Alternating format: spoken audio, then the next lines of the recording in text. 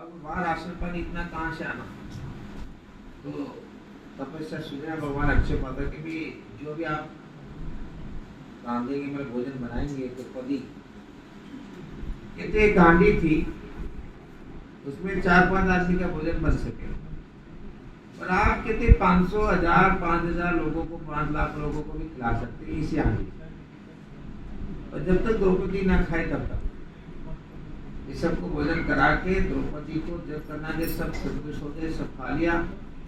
और द्रौपदी लास्ट में खाएगी और जब बर्तन मांज के रखेगी उसके बाद फिर कोई आएगा तो नहीं खा सकता। इस अक्षय पात्र काम करेगी, दूसरे दिन काम करेगी।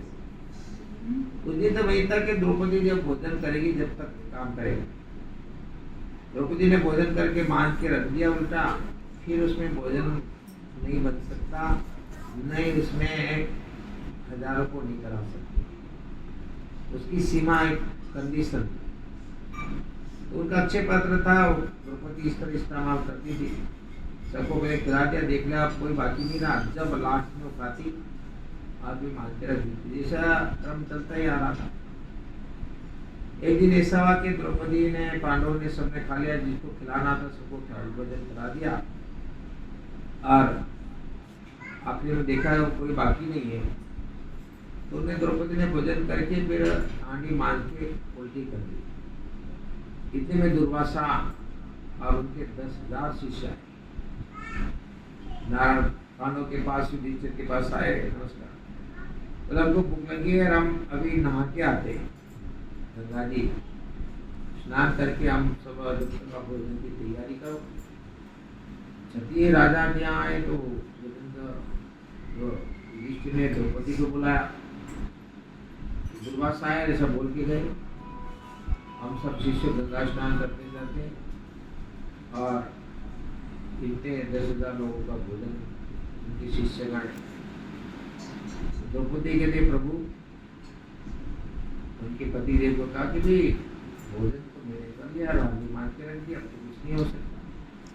अब इतने लोगों का भोजन मेरे बच के नहीं, जब तो नहीं बन सकता। इतना आपने करना राशन पानी पहले आते तो करा सकते थे, अब तो भोजन करना मुश्किल, आपत्ति में पड़ गए। अब तो कोई राशन पानी नहीं है, इतना भोजन इतने लोगों को करा नहीं सकते। और दुर्वासा ऐसा है कि क्रोधी है, श्राप दे देगा, भोजन नहीं बनेगा, तो विकट में पड़ के कुछ है ही नहीं यार। वो कहते हम आ रहे तुम बना के रखो, तो कहाँ से बनाएंगे। बोले समस्या हो गई, पांडव चिंता में पड़ गए, द्रौपदी भी कब क्या किया जाए, जंगल में वनवास है, कुछ भी लाया जाए जंगल से फल फूल, तो इतने लोगों को होगा नहीं, एक महात्मा को खिला भी दे। जंगल से फल फूल फल लाएंगे तो इतना नहीं ला। और अब तो हांडी उल्टी करके रख दी। अब द्रौपदी को भी आपत्ति में प्रभु साथ देते। जब चीरहरण हुआ, कहते सबको उन्होंने देखा कोई मदद करे, अपने 5 पति की तरफ देखा तो कोई मदद करने वाले नहीं, क्योंकि वो हार चुके थे, इसलिए सबने नीचे मुंह कर लिया। उन्हें भीष्म पितामह और दूसरे को देखा, उन्हें भी कहते नीचे मुंह कर लिया।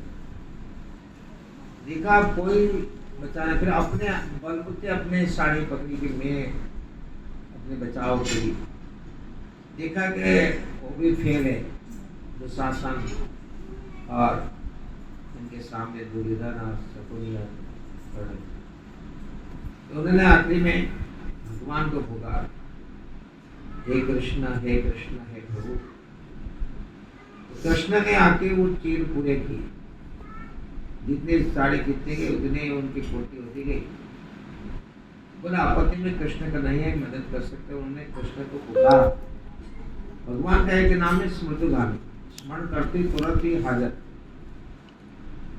तो कृष्ण का नाम वहाँ जंगल में पहुंचा, तो हमेशा वो साथ देते थे, जब भी पुकारे जब आ जाते थे। बीच बीच में कृष्ण का दिया, पांडवों के वनवास काल में कई बार मिलते जुलते थे।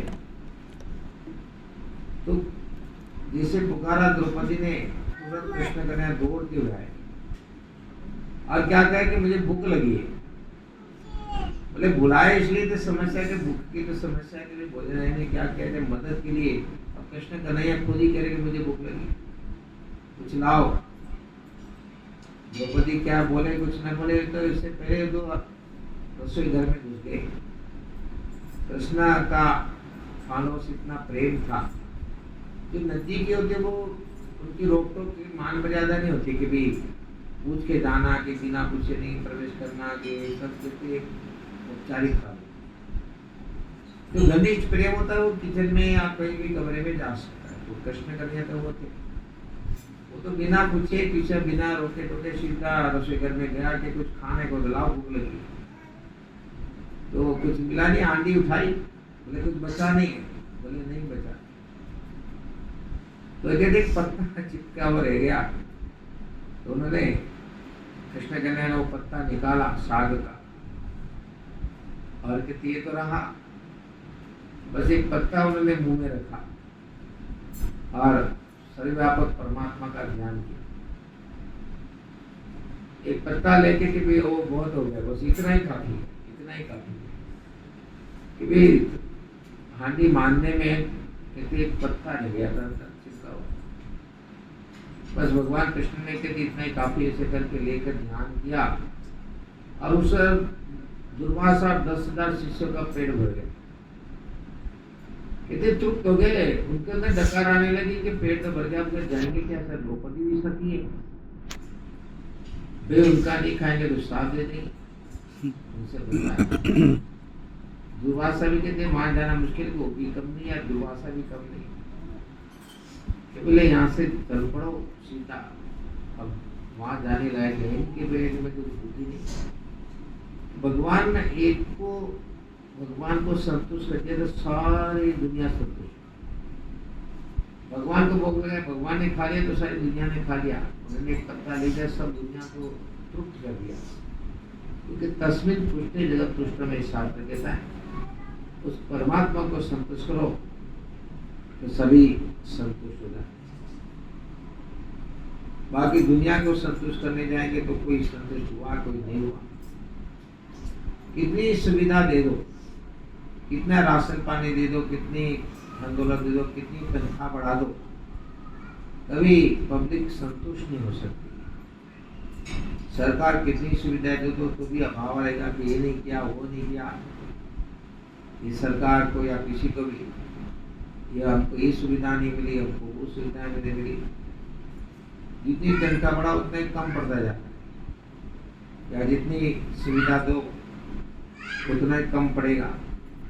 मतलब संतुष्ट तो सभी लोग नहीं हो सकते। इतनी योजनाएं बनाओ समाज के कल्याण के लिए, समाज के हित के लिए और देश के विकास के लिए, यदि वो कमी शिकायत तो बनी रहती, जनता कभी पूर्ण खुश नहीं हो सकती।